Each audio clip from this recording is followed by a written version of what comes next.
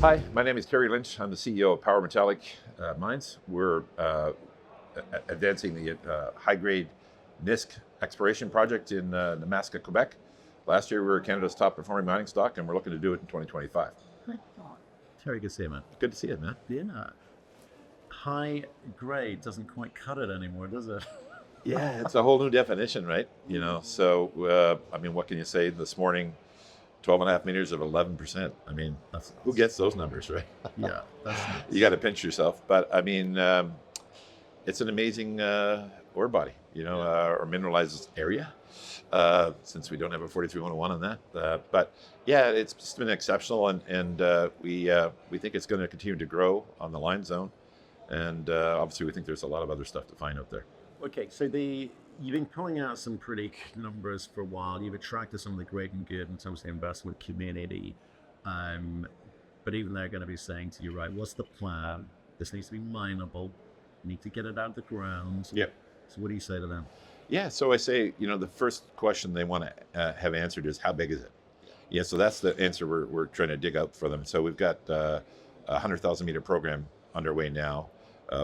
Be drilling between now and the end of 2026. That'll go a long way to answering how big it's going to be. Yeah. So right now you can arm wave around 15 to 20 million tons, and so where do you go from there? So I think Sakati's sort of like 45 million tons. We think that's definitely reachable by the end of the year. Mm-hmm. And then, the upside of it is probably Voisey's Bay at 140 million tons. I think that's doable too. I mean, obviously we got to do it with the drill bit. And so what we'll do to sort of get there is basically close the gap between Lion and NISK, right, which is about 5 kilometers, so strike. Okay.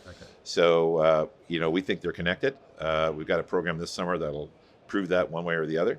So we'll step out every 300 meters, drill 2 holes. And obviously we'll hope to intersect the massive sulfides on those drill holes, but if we don't, and even if we do, we'll still be using in each hole a downhole or borehole EM, which has been our very secret weapon that's working so well in this discovery process, and that will sort of flash any sort of sulfide plates that are in the vicinity, so it'll cover the gaps. So we'll basically cover through borehole EM the entire 5-kilometer area.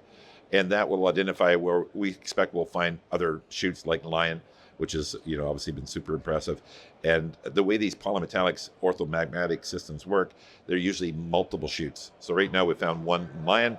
We're looking at Tiger, maybe that grows, but we think there's going to be some other ones in between, and hopefully this exploration program will discern that. The other thing that we know in these systems is that the geologists tell me to think of it as a sort of like the deposit is like your hand. So the palm of your hand is the nickel sulfide, which is the generation of the system. It started as a nickel sulfide system, and then somewhere over the centuries, some hydrothermal action happened, picked up the copper sulfides, brought it up to the surface. They precipitated in these pipes. These are the fingers, like the line zone is one finger. And the way these polymetallic systems work the world over, these orthomagmatic systems, there's always multiple pipes. Now, again, Mother Nature, she can change her mind at any time, and maybe we only got the one pipe. But in most cases, like in all other cases, there's multiple pipes. So we'd expect to find them this way. And then what you want to do is drill down the pipes, and at the base of the pipe is the nickel sulfide. Right. So we expect to find like some big beast down there. You can almost do the reverse engineering of the grade of the pipes. Basically dictates the grade of the nickel sulfide that you'll find underneath at the base. Right. So that would be a lot higher grade than what we have at NISK. So that's why we don't think we've found the real sponsor of the Lion Zone yet. We think it's at depth. We've got some good ideas of where we think it's at, and we think the summer program will get us a long way towards advancing that discovery. Okay, so as you said, it's polymetallic, right? So you're chasing a whole bunch of stuff. It's all high grade. Yep. The rock is worth different amounts. Yep. So in terms of this program that you've got, you're fully funded through the end of 2026. There's $50 million early in the year to do this. Have you kind of got, or can you articulate a plan as to what you're chasing? Because there's going to be some quick wins with high value rock. There's going to be some, I guess, bigger, longer term wins, like the nickel price. People are like, why are you chasing nickel, right? Yeah. So how do you come at it? Yeah, so we basically, the first thing you want to do is, ramp up the tonnage, right? Mm-hmm. So we're obviously continuing to grow it through the Lion Zone. So this release today will add tons. And we'll continue to step that out. They say in the Abitibi that if your width is X, your depth will be 10X on average. So right now our width is about 500 meters. and our depth is probably about 700 meters. So we probably have a lot further to go at depth, and we'll probably, but we probably won't go much further than 1,000 meters, even if we're successful, because it's just expensive, and it's we'll just assume that hey, we're open at depth, and eventually when we start to mine this, you'll just drill a decline because it's mineable all the way down. You're mining $500 to $1,000 rock. You can do that for forever, and we'll keep on going, and hopefully for 5 kilometers. But the next step is to try and add some other zones, and see where we're at there. So grow that tonnage, and then I think one of the equations we have to define for the next sort of leap is to metallurgically prove the ore is extractable. So we've done a lot of work on that already. We believe from what we've seen under the microscope that the PGEs, the gold and silver, will report to the copper concentrate. That's what you want. This project, while origin be quite different than the Sudbury footwall deposits, style-wise is very the same. High-grade copper with PGEs, and they got great recoveries. When Freeland first invested, Robert Freeland, I asked him what he thought about the recoveries we'd get, and he said, "Look, I'm getting high 80s, low 90s at Platte Reef." He says, "I'm sure with this rock you're going to get there too. This is not rocket science." So, but we need to validate that and prove it, because that's what the market wants to see. They want to see proof of this. So we're working on the met studies right now. Maybe it gets out before the end of the year. We'll certainly have some commentary before the end of the year, but for sure in early 2026. So that all is part of advancing this towards a mine process. The thing what we've found, these orthomagmatic systems get put into mines very quickly because they're super profitable. So this thing will be like a 1-year payback or something crazy like that. So of course, the economics are not in question. You don't have to drill as densely because it's like, wow, you got a lot of room to play with. So we're trying to, getting our environmental work done, and we're moving on multiple levels from now. And luckily we, because we were capitalized, we can do this. And I was talking with somebody on a podcast the other day, and I was saying we got the benefit. This set of holes between Lion and NISK probably cost us $4 or $5 million. I mean, they're research holes, really. So who can afford to do that? But that's something a big guy would do. But we can do it now as a little guy because it's the right thing to do to advance the program fast. And we're doing it with good science. So that's what we're doing. It's kind of interesting to me because you talk about, we're going to demonstrate scale. You need to demonstrate scale to a certain point, because this thing, by the sounds of it, if you say you're playing with 5 kilometers and those sorts of grades, okay, we don't need to prove that bit anymore. Here's the end beneficiary, because you've got a market game to play right now, so driving that price up. You want to get to $1 billion, right? But you also got these industry players looking at you, because the industry players invested in you, and they're going, well, look, Terry, take it to a point, and we'll pick it up from here. Thank you very much. So does that kind of quantify the amount of capital you're going to need to raise, or do you need to have some competitive tension in all of it? Yeah. So we've been careful to not take money from industry. We've had offers, and we just. Hang on, you got Gina Reinhardt in there? No, but they're investors though, right? So they're not in as companies; they're individuals. So and of course you want them because their names attract other investors and other funds, and we've been blessed to have these really big 15 billionaires in the deal. All of them hard fought for, and that's the only reason why we survived in this terrible capital market, as you know.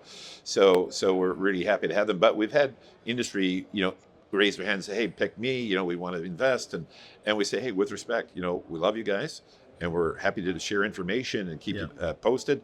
But right now, we want to push this as long as possible with the financial players, because you want this to be an auction at the end of the day. And and 9 times out of 10, this will be sold to a major, and they'll develop it. The other possibility, which is very probable in this scenario, is that we may decide that we want to be a joint venture, because this is like, you don't want to be out of Norilsk too soon. If you really got something big that's going to have multiple mines, do you want to be out of it day one? You want to maybe keep half, let somebody else develop it, run it, and keep feeding us cash flow while we go and find mine number 2, mine number 3, etc. Or pay us a bloody price that pays us for that risk, because we're not giving that up for free. Yeah, like a JV structure is going to be really important. And I guess you've got the optionality there, because it's eyes are on you at the moment. Not least of all the US market, I suspect. Yeah, I mean, we've done some interesting work with the talking to the US Department of Defense, Department of Energy. There's very much a Fortress America approach here. Everyone can see this. Canada's going to be part of it. Mexico's going to be part of it. They definitely are going to be less reliant on price and more reliant on guaranteed supply. So I think that's bodes well for critical mineral projects that are in this hemisphere. So I think it's going to be a really good thing for us. Yeah. I think we still, we're going to start to see some long-term price contracts at above market rates in a number of different commodities, to allow those companies to finance and grow and produce the minerals that they want. So I think that's coming sooner than people think. Well, a whole raft of executive orders being splashed around by His Royal Highness, Mr. Trump. But it's a good indication of the US's intent to solve for that problem. And they are going to need to maybe less combative talk and a bit more conciliatory, friends, please come to the table with your goods type talk. But there's also a ton of money available as a result of that intent being shown. So, I mean, you see pockets of money coming from there because you've been all over the world. Right? So we've noticed now, like we're talking to some ultra high net worth investors, that are looking at investing tens and hundreds of millions of dollars in the space. Yeah, right. We were not having these conversations a year ago. Yeah. So it's now. The uber billionaires, have realized there's going to be something happening in critical minerals, and they want to be part of it, so I think you'll see some major deals from some high profile names, and obviously for us, we'd rather work with one of those guys in the next step, before the majors. I mean, ultimately the majors will be part of the story. Sure. Because they've got the expertise and all of the above. But we want to make sure that it's done in a way that maximizes our shareholder value and uses the leverage we've got. So that'll be the plan. So given the kind of the drill program, 100,000 meters, it's a ton of drilling, is more of the same in terms of the technology that you're using, downhole EM. Yep. We don't need to worry about, is it going to work? Are they trying something new? No. So more of the same is what we're going to expect. Yeah. So I don't even want to talk about that one because you know what you're doing. You proved it. What I do want to talk about is your thoughts on how companies like yourselves have had to adapt to survive in what has been a horrific market for juniors. We've had lots of conversations about the reasons why retail have been, hurt, damaged. All sorts of short-end conversations. We've had those before. When do you think this generalist money is going to come back into Canada, or will companies like you have to go look further afield? Well, I think the answer in the short term is we have to look further afield. I mean, Right. In that last round at 50 million, we raised half of it in Australia, 25% in Europe, 25% in America. The only Canadians were Friedland and McEwen. Wow. I mean, we obviously went to Canadian funds, but they just don't have the cash. Right. So it's like, damn, it's sort of terrifying, really. I mean, we're about as hot as a deal can get, and they couldn't get the Canadian funds. Well, there's just no capital in the Canadian funds. So that's a sad indictment of Canada. So, I'm hopeful that the new leadership in the country, fresh start. They're saying some right things here. I'm going to go to Ottawa on the 19th and 20th, meet with some of the ministers, and bring some of the grievances we've got as an industry for them to fix the capital markets here. As a country, we only raised $20 billion and everything in Canada, financials, industrials, pipelines, institutions of all sorts. Mining was half that. We used to raise $100 billion all the time. Right. So, I mean, there's a bigger issue that Canada has to fix on their global capital markets. So I think it's so big now, they can't avoid it. They're going to have to fix it. So I think that in the long run is good. In the short run, you got to get your butt down to Australia. You got to get to Europe. You got to get to the United States, because Canadians just don't have a lot of cash, unfortunately. So, I was moderating a panel this morning about the critical minerals in Canada, right? What the challenges are, what the opportunities are, and we had, I guess, from the bottom of the food chain, explorer, developer, engineering firm, Atkins Realis, big firm. Big fund, Canada Growth Fund, $15 billion to be allocated to critical minerals in Canada. They've done 2 deals in 2 years.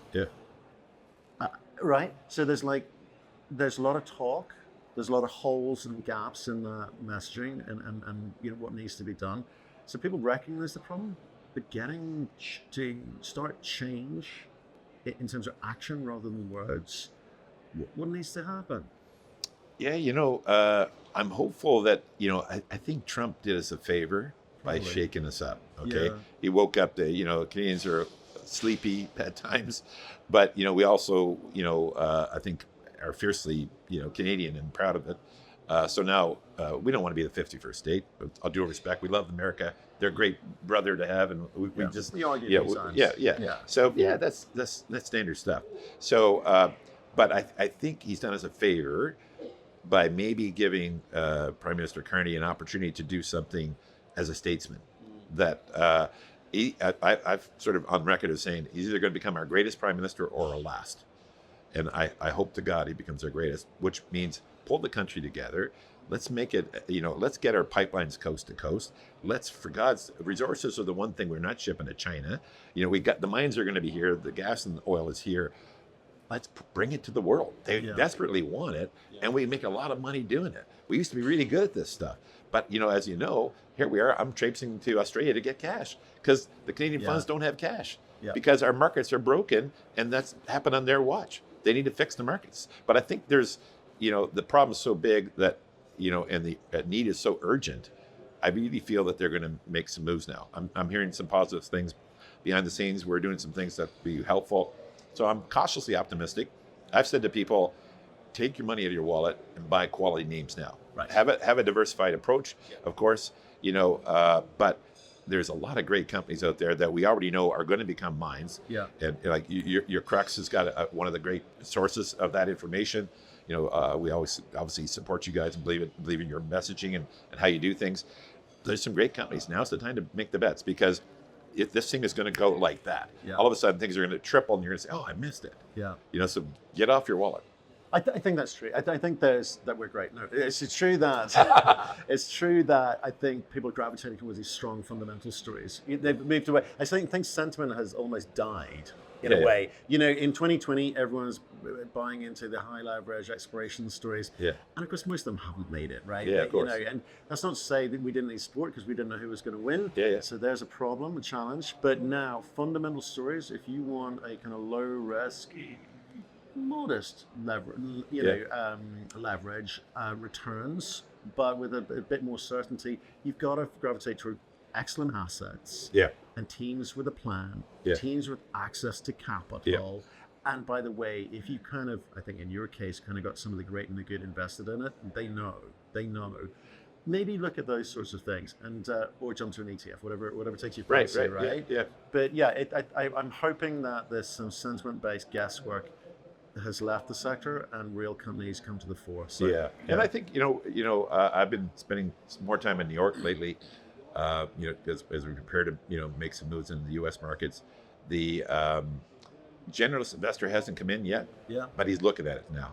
I get that sense. So I think the ultra high net worth guys who we never talked to before are now ready to write checks, and they're like the leading edge. And then the now. Kramer will start to talk about mining, which will be the kiss of death. But eventually, now it's happening at the government level. It will start to happen, at the talking heads level. Yeah. And then you see generalist funds pour in, and that's what we need. They are circling. I think the media is circling around it, trying to figure it out, and just like confused with tariffs and so forth. How to play this thing. We saw another tariff. Right. That definitely put the fear in the market. Yeah. And so that pulled out a lot of momentum. So that's still there. It'll get straightened out. Yeah, it will. Right. Hey Terry, look, Matthew, always great to see you, my friend. Yeah, I'm looking forward to seeing some of these drill results coming through. More of the same, please. Yes. Please, God. Yeah. Cheers. Cheers.